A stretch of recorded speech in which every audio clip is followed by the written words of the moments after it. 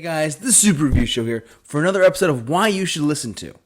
This is the show where I take Spotify streaming numbers, mainly on Spotify of course, and I look at the artist and I say, this artist, the music is just that good, you should listen to it, and here's why.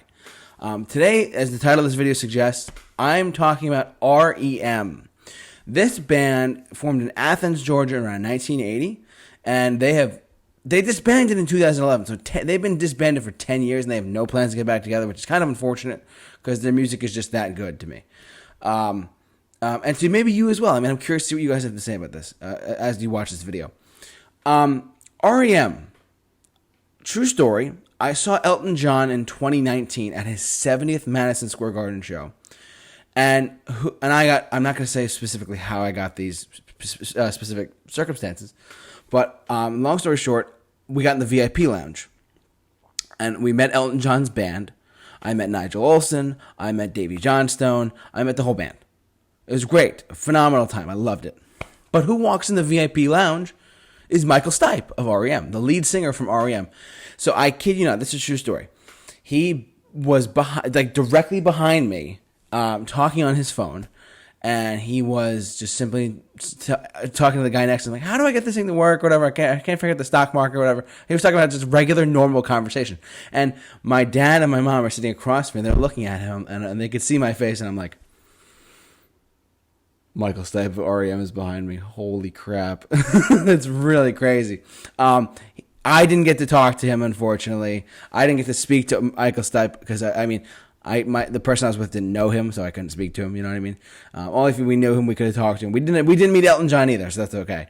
But regardless, though, R.E.M., what can you say about R.E.M.? When you think of R.E.M., you typically think of, like, Losing My Religion, Shiny Happy People, It's the End of the World as We Know It, and I Feel Fine, The One I Love, Night Swimming, or Everybody Hurts, or Man on the Moon. And also some of the earlier hits like Radio Free Europe. I was going to say Raised on Radio. That's Journey. Radio Free Europe is one of the earlier hits, and it was. This is a great band to get into if you like early alternative, like new wave stuff. This is a band I highly recommend you get into. I know I did a video called Why You Should Listen to U2 and how they took over the earth, basically, as one of the biggest bands ever. R.E.M. was very similar. They started, as I said, they started in Athens, Georgia, and basically they were not your traditional rock. Peter Buck, the guitarist for R.E.M., played in such a unique style, and everything from Michael Stipe's vocals and lyrics to Mike Mills' bass playing to the drummer. I forget his name off the top of my head. The drummer. The whole thing, the whole entity of R.E.M. was greater than the sum of its parts. So basically, what I'm trying to say is that this band formed, and they were astonishing together. Their music was fantastic, and it's some of the earliest alternative rock you ever heard in like 1982 or 3. It came across as new wave first on the airwaves, but then it started to go into like. Once they hit like the 90s, it's like, oh, they're an alternative rock band, you know what I mean? But they started in 1980 actually, I think. I don't have any of their albums on vinyl. I'm curious I'm actually I'm impatiently waiting to go to my local record store or a local vinyl shop where I can get some R.E.M. I want to get a couple of their albums. Document's a great album. I recommend that. Their most successful album was the album with Losing My Religion on it, which was an album called Out of Time. Out of Time came out in 1991, and it was like Losing My Religion. You have to understand, 1991 was a pivotal year for rock music in general. Metallica's Black Album comes out. Pearl Jam's debut comes out. Red Hot Chili Peppers' Blood Sugar Sex Magic comes out. U2's Octung Baby comes out. And Guns N' Roses' Use Your Illusion 1 and 2. This was a huge year for rock music in general. Hair metal died pretty fast after that. But only the best survived. Bon Jovi was a year later. They survived. But back to R.E.M.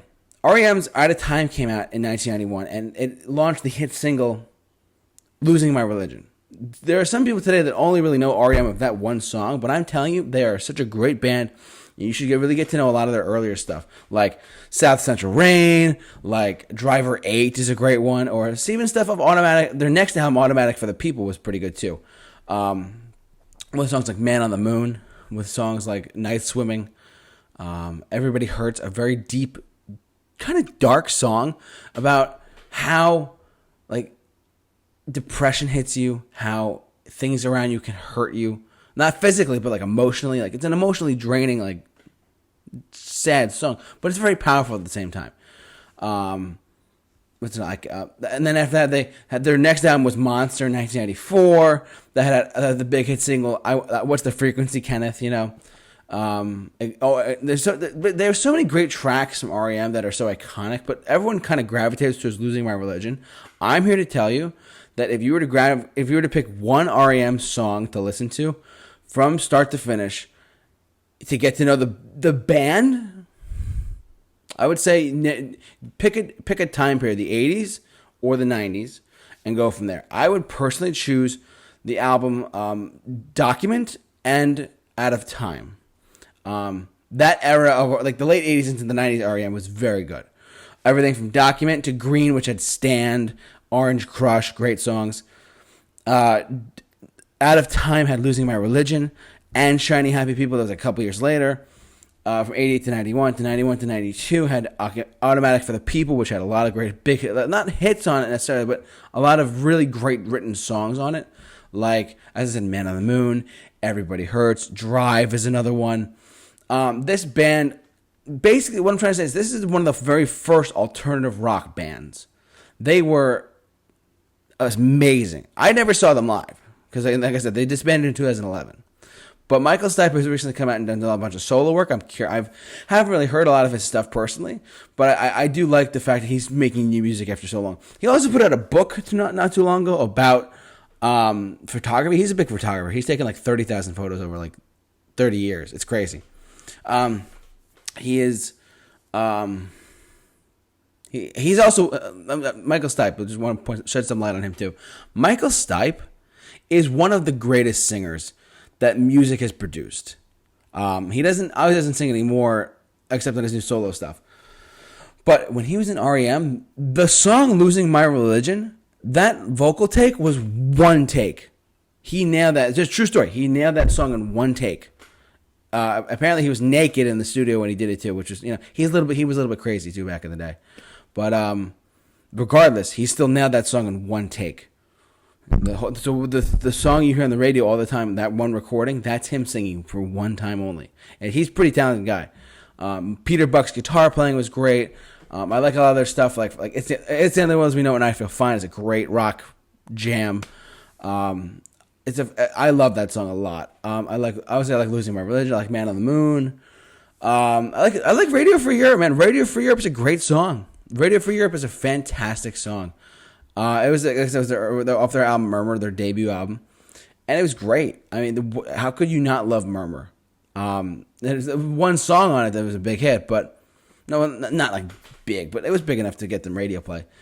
And by the way, for those of you who are wondering what R.E.M. stands for, R.E.M. stands for Rapid Eye Movement. The way that the story goes that they were in there, they were talking like, oh, what should our band name be? What should we call ourselves? He's like, how about this? No. Michael Stipe, how should this? No. And then he said, how about R.E.M.? And they're like, that works, because it's quick, it's simple, it's easy. It's not like some long drawn out like Death Cab for Cutie. I mean, I like them, but at the same time, like that's a long title for a band. Or, like I can't think of one off the top of my head, but like U2 is a quick name, Aerosmith is a quick name, Metallica is a quick name, like the Rolling Stones, fairly quick name. It's simple, it's iconic. It makes you when people think of R.E.M., they know that's the band. So Rapid Eye Movement, that's what it stands for. And lo and behold, they were one of the greatest bands of all time, in my opinion. And they went on to do a lot of great things too. Like I said, their last show was in 2011. Unfortunately, they disbanded afterwards because after Mike Mills, Peter Buck, and Michael Stipe, and their drummer left in like 2001. He's like, guys, I don't mean to do this to you guys, but I'm done. I want to go live the rest of my life this way. They're like, okay, it hurt, but it sucked for them. But it's like it's like losing a brother. With certain bands, it's like losing a brother. It really is. But like, bottom line, I think R.E.M. is a very talented band, and if you have not heard any of their songs, check them out on Spotify. I mean, the world of music is open to you on Spotify. Why not check out R.E.M.? R.E.M. is one of those great bands that has. I mean, like I said, they're not together anymore. They've been disbanded for 10 years, but at the same time, their music is still played on the radio. They still play "Losing My Religion." They still play "Shiny Happy People." They'll still play "The One I Love." They'll still play maybe "Radio for Europe." Maybe Man on the Moon. You know, it all depends on what station you're listening to. But basically, they will play R.E.M. still to this day. And they're a great band. I recommend you listen to them.